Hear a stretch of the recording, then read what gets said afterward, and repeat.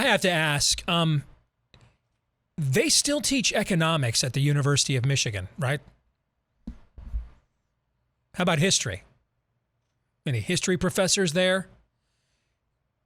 Because given the way the university and some of its fans are behaving towards NIL, I have my doubts. We will explain here next on this week's edition of Michigan Podcast. But there's going to be one team that's going to play solely as a team. No man is more important than the team. No coach is more important than the team. The team, the team, the team. Looks deep for Anthony Clark. Waits for it. Hit. Caught. They said you can't be Ohio State. Now what? Brady gets terrific. Throws it and in. Touchdown, Knight again. Schultz just before Brazil got him. And a leaping interception by Woodson. Harbaugh back to throw over the middle. Caught by Collier at the 5 on his feet. Touchdown, Michigan. On its way. It's good. He's 5'7", 179 pounds, a junior at Michigan. But Jamie Morris packs a wallop, and he delivers for Bo Schembechler. And here's your first play. Pressure coming. Sack. It is Glenn Steele, number 81, who fought his way through the traffic. Option. And Robinson calls his own number, and he's going to score. Oh, an easy touchdown for Robinson and Michigan.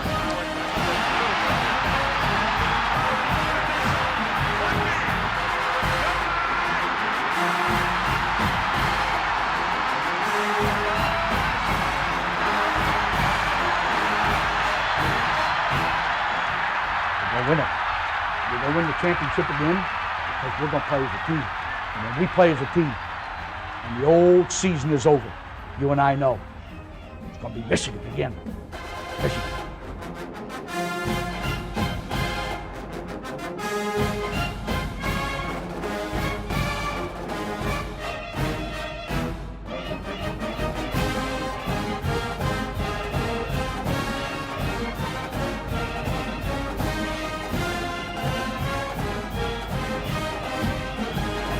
Go Blue, I'm Steve Deace. Welcome to this week's edition of Michigan Podcast.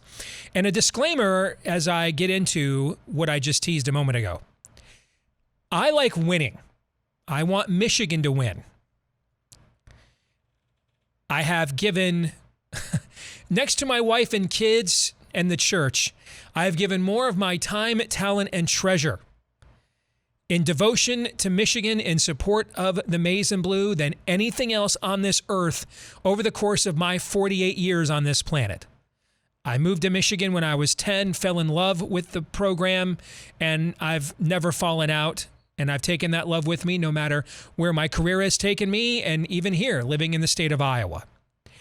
So I'm only going to say what I'm about to say because I'm concerned that we are hurting our ability to win moving forward. And for no higher principle, just frankly, sanctimony, stubbornness, or stupidity. So where to begin? This morning, I was forwarded this Twitter thread by Brandon Brown, the editor over at the Wolverine Digest. And this is from a gentleman by the name of Jordan Acker. I don't know the man, never heard the name in my life until this morning. Because I don't live in Michigan, I don't vote in Board of Regents elections, and all I know from Brandon is he's on the Board of Regents and is considered one of the more outspoken and smarter members of that august body, which has me afraid as a Michigan fan to the point of scraping my eye out with a spoon. I want to go through this Twitter thread. Jordan writes, so even though I'm technically still on vacation, I wanted to add some thoughts on NIL, the future, that's name, image, and likeness, the future, and where it's going. Ride with me for this quick thread. First, let's lay out what's happening. There's two restrictions that some schools have to live under.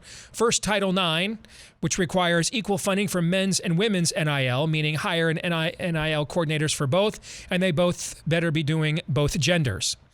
The second is using it as a recruiting device. This ties into the first, but let's be clear, it's against NCAA rules, some state laws, but neither have proven to be enforceable in any way. That's a key thing right there. Enforceable in any way. Do you know what you call an unenforceable law? Not the law. Let's continue. The first one is resolvable, and with the right guidance, any school should handle well. The second and more difficult issue is using NIL collectives to recruit kids straight out of high school. You see two things. First, schools that have been in this world for a long time transitioning well. Some schools continue to watch and see, and others invent them out of whole cloth. Just my prediction here, using NIL as a recruiting incentive will be nearly impossible for most schools to keep up. Why? The worst return on investment of any NIL scheme by far. I do think they are going to make some schools very successful in the NIL business in the short term. However, eventually donors tire of giving money for nothing, and we will see the pot of NIL money isn't unlimited. The biggest bang for the buck is and will be rising stars and developed talent. That's recruiting. Anyway, there's no such thing as a sure thing in football or any other NCAA sport, but the furthest thing from a sure thing is a high school kid in the aggregate. The schools that will be the most successful in the long term from NIL are the ones who successfully build collectives that fund rising stars and above. Eventually, student athletes and prospects will see the same. Will some NIL collectives be very successful and throw lots of money at high school athletes? Yes, but their hit rate will be lower, and they will waste a ton of money on guys that wash out. Okay, where to begin? Let's start here. Everything you just heard from Jordan Acker is 100% exactly wrong. It is exactly wrong. So wrong that he's on the Board of Regents overseeing the University of Michigan, a proud academic institution, by some measures the highest rated public institution in America. I have to wonder, though, do they still teach economics at Michigan? Do they teach history at all? First of all, let's start with the history here of college football. The history of college football going back to at least the 1950s. In fact, going back earlier than that with, well, Fielding Yost at the University of Michigan, is the ringer, the paid recruit. Boosters have been paying kids since time immemorial in this business. And they've been doing it because they want the team to win. They don't pay kids for the name on the back. They pay the kids for the name on the front. And what happens, therefore, if the coach can't win with the players they paid to get, they fire the coach and go pay different players. They say, hey, let's go find a coach that knows the right players to pay and hire that guy. This is the history of this sport. This is the difference between Bill Self and Jeremy Pruitt. You don't get fired for cheating. You get fired for cheating and sucking. Bill Self didn't suck, kept winning the Big 12 in basketball every year. He's still there. Jeremy Pruitt dropped McDonald's bags and got blown out by Alabama, so he's toast. This is a denial of the history of this sport. This has always gone on under the table. It's just now going on above board, which brings me to the question again, do they teach economics at Michigan? Many of these collectives are run through nonprofits or charities. Do you know what that makes the donations the boosters give to these nonprofit collectives? Yes, write-offs, tax deductible. What wasn't a write-off before? The money they were paying the recruit under the table, that wasn't a write-off. Now it's above board through a nonprofit. It's a charitable contribution, so it is a write-off. Many of these boosters are looking for write-offs as much, if not more, than new revenue streams. They're looking for things that relieve their tax burden. They've made their money. And now, oh, by the way, so for the same reason they give to these universities for these massive facility upgrades, why do they do that? Because they love the home team and it's a massive write-off. That's the same thing they can do with these nonprofit collectives. They love the home team and it's a massive write-off. This is a refundable pool of money. This market's not going to shrink. It's only going to expand. Everything he says there is exactly correct. Just not on this planet. On this planet, where we have to live by reality, we have this thing called the natural laws of economics. Capitalism has not survived going into a 5th century because it is morally superior to all other economic philosophies, but because it's the most recognizable or willing to recognize human nature. We are recruiting college football players, not the benevolence sisters for the Society of Mother Teresa. We're sending players to a place called the Big House or the Horseshoe, not Calcutta. Michigan is a special place, but how special is it if I have no guaranteed financial security going in, but I have all kinds of guaranteed financial security from other places? Will some players still agree to come because they just love Michigan that much? Of course. But not that many. And keep in mind, given the athletic and academic expectations we put on student athletes at Michigan, our pool of recruitable players is already pretty low. Our former recruiting coordinator, Matt Dudek, used to say it was like less than 50 players a cycle Michigan could actually sign. And you better sign like 20 or 25 of those. So why are we self-limiting here? Well, Steve, we don't want to violate NCAA rules. There are no NCAA rules. The NCAA is silent. Jordan, by his own admission, acknowledges these rules and laws are unenforceable. You know why they're unenforceable? Because last year, the Supreme Court ruled 9-0, and I don't know how much you guys pay attention to that august body, but they don't rule 9-0 on much these days. You got to be really wrong or really right about something to get all 9 of those justices to agree. And yet all 9 of them agreed in a majority opinion written by Brett Kavanaugh that essentially the NCAA had a business model that needed to be extincted. And they wrote an opinion, Kavanaugh explicitly, specifically inviting further lawsuits against that business plan to make it as extinct as segregation. That opinion last year was the Brown versus Board of Education for the NCAA. It will no longer have any substantive regulation of college football whatsoever. It's dead. Dead. There's a structure there in Overland Park, Kansas. Very nice one, by the way. But it has really no oversight on college football whatsoever. The conference commissioners run college football, particularly right now, 2 of them, Kevin Warren and Sankey, whatever his first name is down there in the SEC. The Big Ten and the SEC, they run the show. Everybody else is a supporting cast. This is an emerging market. Well, these prices are crazy and there'll be a market correction. Wrong. This is the market correction. The market correction is this. We now have an emerging labor and capital market. I agree that rates for players, for services, will stabilize as there's more competition. But the market is only going to expand. This is the correction.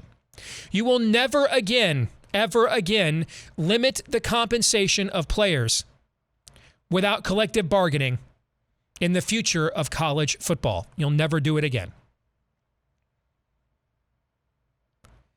And on one hand, the University of Michigan wants to belong to a conference in the Big Ten that just last week disintegrated a century-old strategic partner by taking USC and UCLA away from the Pac-12 in a ruthless move done purely for capitalistic gain.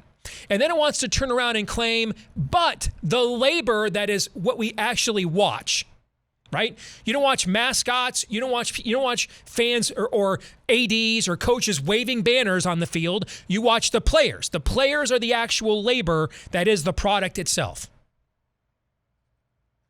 So at the same time that we are going to pillage and plunder our century-long strategic partner and disintegrate the Pac-12, we then are going to turn around and say, but we're not going to participate in an emerging labor market because of NCAA rules. Get the bleep out of here with that. That's just not a sustainable position. And you'll get, and rightfully so, get negative recruited into the ground, which is exactly what's happening right now.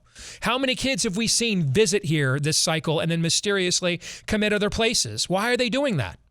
The same reason that when there's an opening, 1 million coaches have their agents throw their hat in the ring just to use that as leverage to get a better contract from their current job or to make them more attractive to another job that they really want instead. Recruits are doing this now. Hey, go visit that school. It's a big brand. No one's got a bigger brand than Michigan. It's a big brand. That'll up your NIL value elsewhere. If they won't pay up, someone else will. We're now being used for leverage by recruits to go elsewhere. All of the peer institutions that we consider to be in our class or the class we would like to be in, they're all doing this. Ohio State just came right out and said openly, Ryan Day, the head coach, did about 3 weeks ago, it's going to take about $13 million a year to sustain and maintain a recruiting class. Well, these players aren't worth anything because they haven't played yet. Really? It looks to me like they're worth something. Your worth is based on what someone is willing to pay you, period. That's how a market economy works. Whatever there's a market for determines your worth. And obviously, Michigan agrees that there is a market for these players before they ever play it down because they're willing to give them a 4-year guaranteed scholarship to an elite public university worth 6 figures out of their own pocket to get them to come here before they ever play it down. Michigan basically subsidized Adrian Nunez becoming a TikTok star for 4 years. What else did he contribute? Nothing. Just sat on the end of the bench for the basketball program for 4 years, becoming a TikTok star. But 4 years ago, Michigan thought that there was a value in Adrian Nunez, so they gave him a grant and aid and guaranteed it for 4 years and then just subsidized his reality star, social media star going viral. Did Michigan say, wow, we got really screwed on that Adrian Nunez deal, didn't make out well on that, let's just stop playing college basketball? No!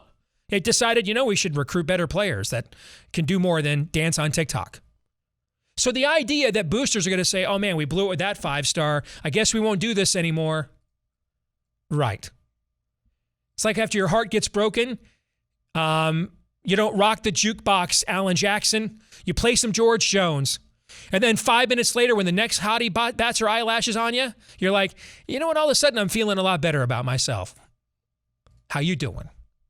This is just dumb. It's a denial of human nature. It's a denial of economics. It's a denial of reality. It's a horrible message. Yes, we cheer along the addition of USC and UCLA while we rake in $100 million a year in TV rights, but we don't really think the players that are actually the ones we're watching on TV are worth anything up front. I assume Jim Harbaugh got paid at Michigan before he ever won a game. He certainly got paid for 6 damn years before he beat Ohio State. Why? Based on the designation of his worth up until that point. You're offering scholarships already, so you're already making a financial outlay. You already agree they're worth something. So you don't even agree with your own point. You don't even agree with your own point. You're self-limiting for nothing. And I actually like the strategy of, we do wonder culturally how this will work in a locker room. We've all seen this ruin pro sports teams, right? So I do kind of like the idea of, hey, let's have them vested in the program. They become Michigan players, and then we open the floodgates. I kind of like that idea. But then Michigan won't message that at all. Like at the very least, let's have a picture out there of J.J. McCarthy and whatever, rig he's driving right now that's much nicer than the average person. And have the university promoting that. That clearly sends a signal to recruits, hey, you come here. We're not like the other programs. Everybody here earns their keep at Michigan. You come here, you earn your keep, and you're going to get paid. But they won't even do that because of sanctimony or something. I don't know. You tell me. This is dumb. It's dumb. It's costing our program unnecessarily. I don't want to hear any more, by the way, of, well, we're transformation on that, transactional. I don't even believe Jimmy believes that, by the way. Hell, Jimmy keeps trying to go back to pro football, guys. He keeps trying to go back to the NFL, but you're right. He hates transactional players. I think he's just putting lipstick on a pig. I don't think he believes that one iota. Let me tell you what the hell's transformational. giving a kid born to a single mom with 5 different kids who can barely pay the rent $100,000. That's pretty damn transformational. There's a lot of families in America, about 75% of households in America that don't make $100,000 a year. It'd be pretty transformational to them too. That's pretty transformational. Obviously, the Big Ten, including Michigan, thought adding USC and UCLA was pretty damn transformational. So they decided to go ahead and disintegrate the Pac-12 in order to do it. But you're right, man. I mean, you're a 5-star kid, Dante Moore. You're not really worth anything until you play it down for us or get vested in the system. That's not realistic. The same people that think that Michigan is going to lead some resistance of sanctimonious purity to hold back the free market are the same people who really believed that all of college football would line up to just flush tens of millions of dollars down the drain 2 years ago because the Big Ten canceled college football and once they do something, so say we all. Get out of here with that. That's not reality. And I understand in academia, a lot of times you think you don't have to live in reality. Except a lot of those Big Ten presidents, they delivered some harsh reality to their Pac-12 presidential brethren last week. So clearly you guys know reality when you like it, when you see it, when the reality works to your favor. It is now time to ante up. There is no good argument against this. None. We're somewhere between just wish casting and magical thinking, denial of reality. All we're doing is hurting ourselves. We're not that much more special than everywhere else. That you're right, man. I don't want $50,000 or $100,000 to play at Notre Dame. I'll just come to your school for free. And then we wonder why they've kicked our ass for how many recruits this cycle? Have we won we recruit head-to-head against Notre Dame more than any other program. Have we won a single recruiting battle against them this cycle? And we're coming off our best season this century. Why? We all know why. So what are we doing here? Being fools. That's what.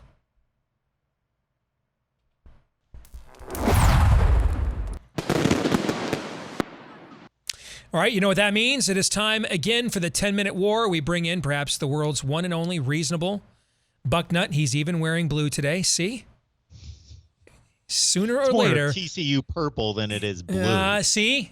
Don't try to stretch shades. that. We're just talking shades and degrees. Sooner or later, we will convert the one and only Mark Rogers. You can get his channel on YouTube, The Voice of College Football. A lot of great content there.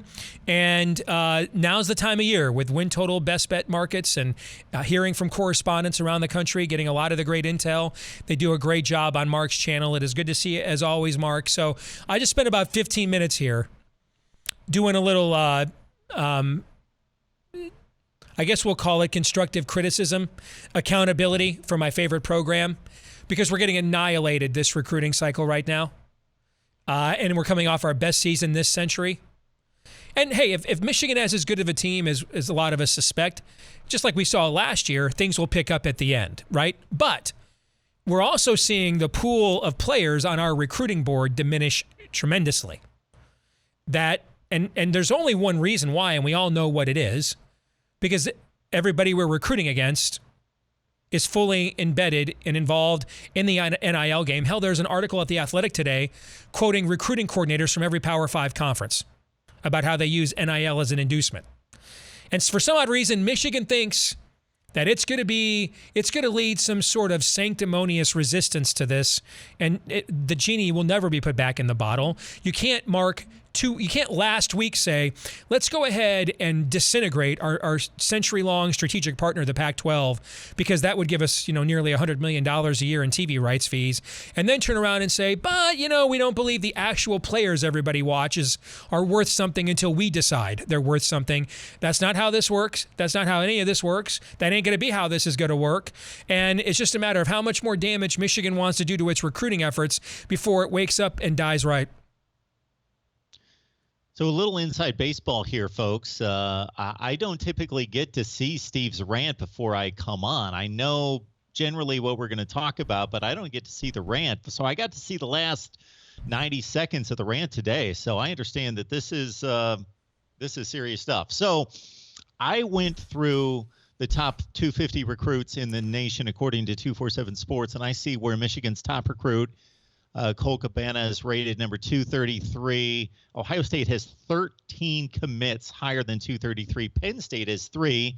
And you had mentioned at the end of your rant that Notre Dame has been that more immediate, direct recruiting rival. And we know that they've got the number 1 recruiting class in the country. So we'll often say on here, you don't look at the recruiting rankings in June and July, and much of that is true. But what you just mentioned is the most important factor here, and that's what does the board look like? Mm-hmm. Who are the available players? Because they're not going to flip from Notre Dame. Not many of them from a place like Notre Dame. So those commitments are pretty solid. I got to think at least 80% of those commits are solid. So it's cause for concern. 51st rated recruiting class in the country. So what I'm not understanding here, Steve, is that Michigan, from my vantage point, when we launched the NIL this time last year, it would not have surprised me if Michigan would have been slow to the game. That's just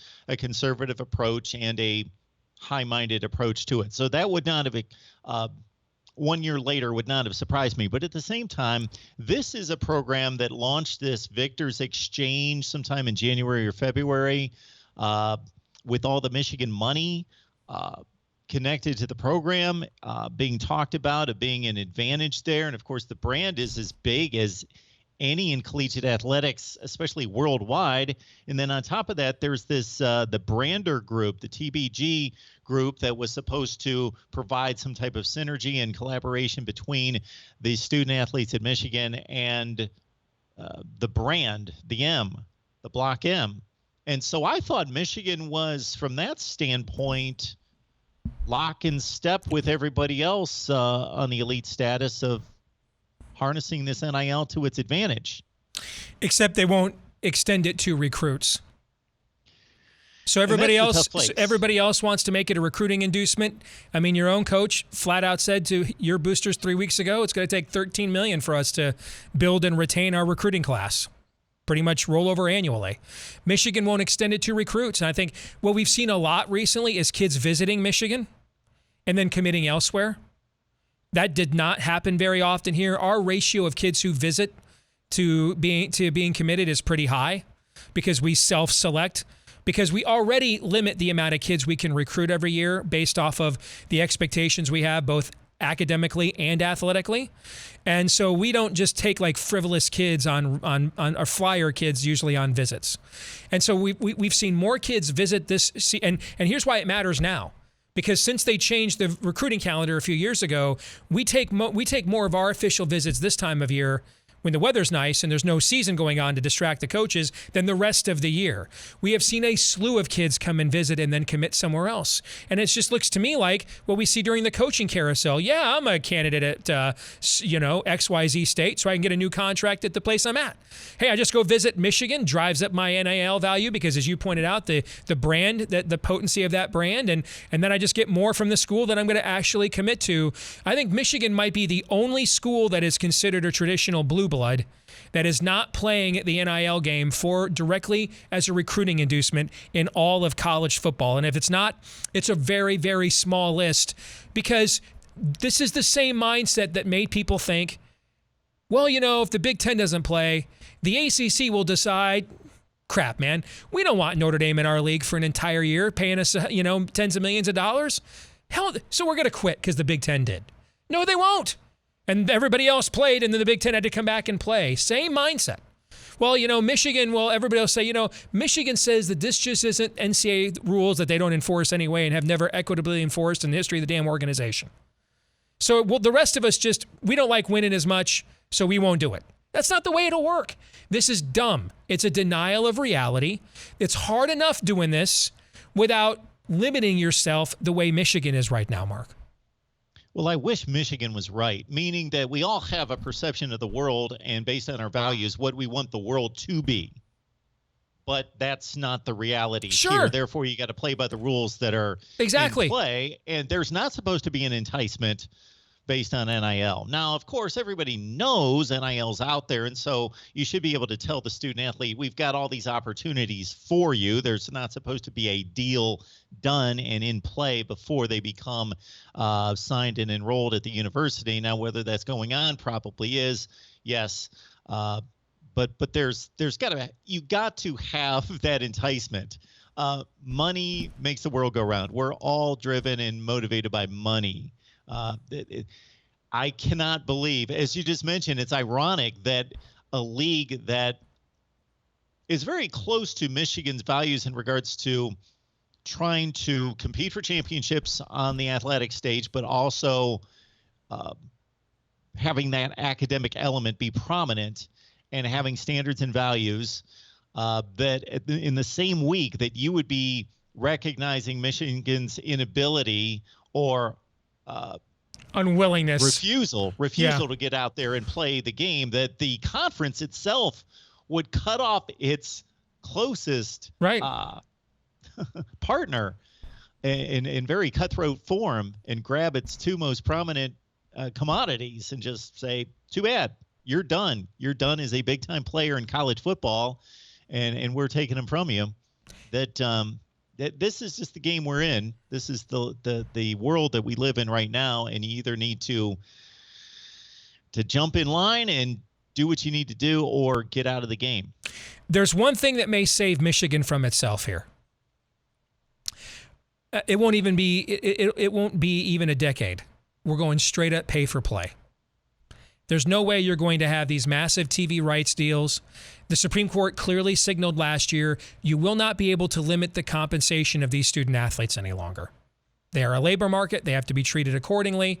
You're not going to sign these massive TV rights deals. You're going to sign this massive deal for the expansion of the college football playoff. Without some form of collective bargaining, there will be no limitation on player compensation any longer. That's why the NCAA is silent about A&M and Miami and what these other schools are doing, because they know if they tried to enforce their NIL rules, they're going to end up in a federal court and any federal judge, regardless of who appointed them. This is why there will be no federal legislation. It's because there are very few things both parties agree on in this country, but this is actually one of them. The Democrats see a group of players that lack agency and representation, and so their ideology is sympathetic to them. The Republicans see an emerging market of labor and capital that can be exploited for profit, and so they're sympathetic to that. Neither side has any incentive whatsoever to come in here on a federal level and rescue the NCAA from itself, and so they won't. This is going to be a pay-for-play model, and it will be so within the next decade, right around the timing of when the new playoff system and everything else starts, and that will be the standard. That's the one thing that may save Michigan from itself, but until then, that could be 5, 6, 7, 8 years away. You could do a lot of damage to your program by sticking your head this far up your ass.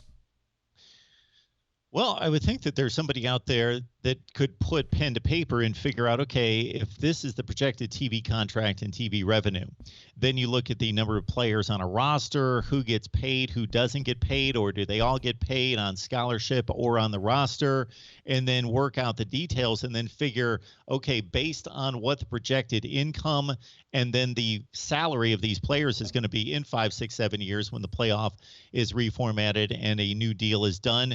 Is that going to be significant versus what these players are currently getting in NIL, which I believe is overblown in the media? But the top players are earning ridiculous sums of money in NIL, but the average player or even decent all-conference type players are it's a significant sum of money, but it's not what you would consider to be exorbitant type money. So I would be interested to again put the calculations together to see if this proposed possible income in the future is going to be significant compared to NIL, and that's what would save Michigan. But if it's not, if NIL is still a main lure to a program, then Michigan's going to have to get with it. There's another thing they could do here too they could do tomorrow. Michigan's not allowed under NCAA rules to to aid and abet the grades its players get in a classroom, right? Otherwise, that would be cheating. That would be violating the social compact of what it means to be a student athlete. And yet, even though the athletes are on their own for the grades they get, all right, even though that's the rule, does Michigan put out a press release for how many academic All-Americans it has every semester, Mark? Does it do that? You bet your ass it does. You bet your ass they do. We see that all over the place. Yeah, so then where's the press release for, hey, we got a $10 to $12 million NIL pool for existing Michigan players, and, you know, and J.J. McCarthy made $1.5 million, and I don't know, I'm just making up numbers, but I know they what you mentioned earlier, the collective formed here is somewhere between 10 and 15 million is what I was told. So current players are making out very, very well. So you could at least advertise that as a way of saying, hey, we're not going to do a direct inducement that goes against NCAA rules, but don't think that once you're vested as a Wolverine, you're not going to get taken care of by the biggest alumni body on planet Earth. We take care of our own here. Case in point, bam. Similar to, hey, just because at Michigan, we're not going to do your test for you like they'll do at North Carolina. Right? We're not going to give you basket weaving classes like they'll do for you at North Carolina. We're not going to do that, okay? You're going to take your own classes. You're going to at least pretend to be a student athlete. But when you're successful, we'll make damn sure if you don't make it in athletics that, you know, whether it's business, aerospace, or medicine, or all the various fields that Michigan's connected to, you've got a job with your diploma. See what I'm saying, Mark? You could do the same thing culturally with NIL, but then that just seems tawdry and violates our presumptive sanctimony, so we won't do that either. Well, yeah, the two components you just laid out is exactly what you should do. Is you give them real life examples of what's going on right now. J.J. McCarthy gets this on down the line, and then you also give them the component of these are the massive resources we have at Michigan.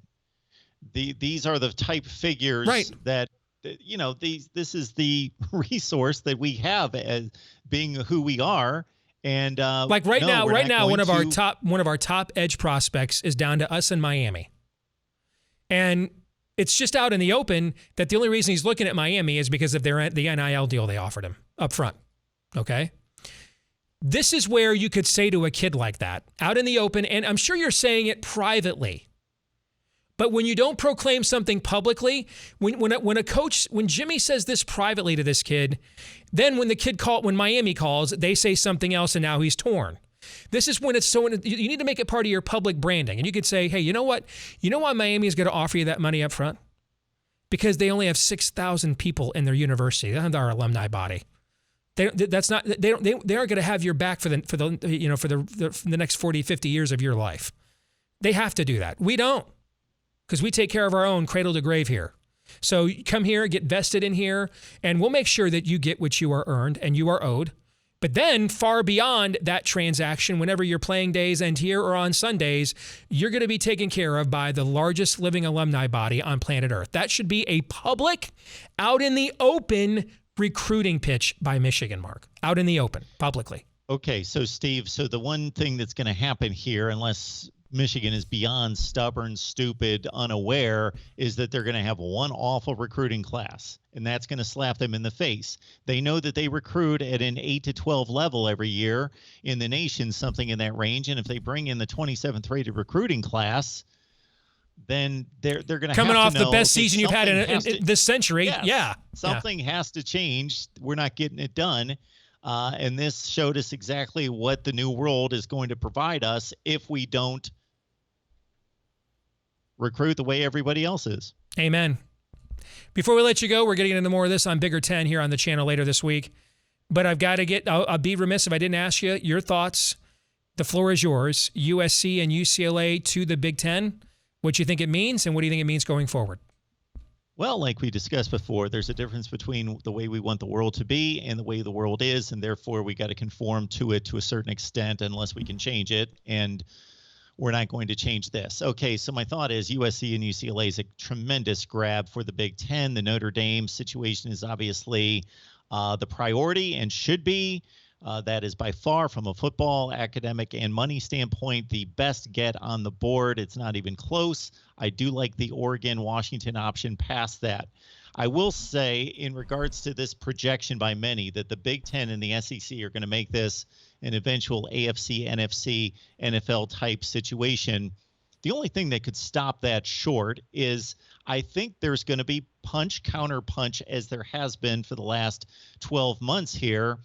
And either one of these entities is going to stop because they're going to survey the field. Let's say they're at 18, they're at 24, whatever the number is, and they're going to look at the field and say, none of the rest of the field brings us value. We're done. We're good where we are because they just don't bring us value for all the different components. And that's going to cause the other one to say, we're good as well. And that may turn out to be two 24-team leagues. And if the Big 12 gobbles up enough territory, meaning the Arizona States, Colorado, Utahs of the world that aren't at the status that the Big Ten and the SEC is getting, maybe that they grab up enough to be a third conference that's a rung below or 3 rungs below, but they maintain relevancy to the point that in a 12-team playoff, they can have 1 or 2 teams in, and we got a 3-conference college football scenario. Good stuff, brother. As always, make sure, folks, you follow him on his YouTube channel, The Voice of College Football. They do great work over there. Always a pleasure, Mark. Take care, brother. Thanks, Steve. You bet. This week's Twitter poll results: would you be in favor of Notre Dame joining the Big Ten? That was the question. 78% of you said yes, show me the money. 22% of you said, using my best Bo voice, to hell with Notre Dame. I was a little surprised the number was that lopsided, actually. I kind of thought there might be a little more, to hell with Notre Dame. Thought that might be in there a little bit more, but not even among the Michigan fan base. Even the Michigan fan base is like, let's wake up the echoes, man. Bring them in. All right, that brings us to our feedback of the week from Senor Raul T-Bone Salbergo. I love that name. It's a great name. Notre Dame is probably the only team since Penn State that I actually wanted to join the Big Ten. I think a lot of people might agree with you there, Senor. I think, I think you're quite right about that. Muy bien. Indeed. I think a lot of people feel that way. And that's kind of why the Big Ten has said, according to Dennis Dodd and a few others in the college sports media, that they're, for right now, they're good. They're just going to hang out and wait to see what Notre Dame wants to do and then decide from there. In the meantime, the Pac-12 grant of rights, TV rights, is up right now. And the Big 12 has a window before theirs starts next year where they can expand some more. And so it's a war right now between those two conferences to see who's going to raid the other in order to survive as the third league.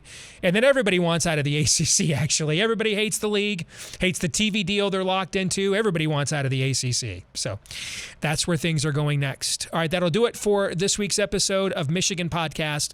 The next time you see me, it'll be for the 2022 college football preview, my annual college football preview that I've been doing since I was in the 10th grade back in 1988. That's how long ago we've been doing this. So that's what'll happen the next time you see me here on Michigan Podcast. Until then, please remember to like, rate, subscribe, 5-star review, follow, share, whether it's here on YouTube or iTunes or anywhere else, however else you listen, watch each and every episode. And also remember to share, 5-star review, help us to find more Michigan fans just like you. And you can follow me on Twitter at Michigan Podcast as well. Keep up to date on what we think about all things maize and blue in between episodes. Until the next episode, I'm Steve Deace, and go blue.